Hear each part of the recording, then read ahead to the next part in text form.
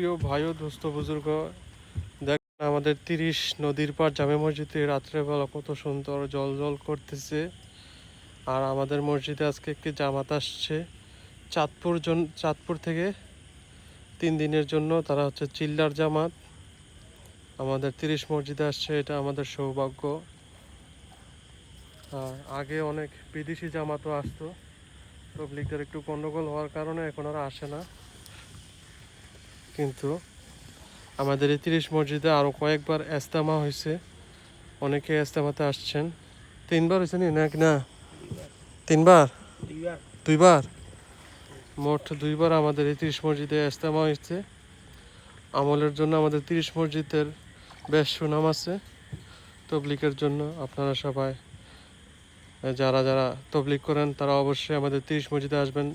যারা এলাকা থেকে দেখছেন তাদেরকে তো না, যারা অন্যান্য জেলা থেকে দেখছেন তাদের উদ্দেশ্যে বলতেছি, আপনারা সবাই আসবেন 30 মসজিদে জামাত, ইনশাল্লাহ খুব খেদমত হবে।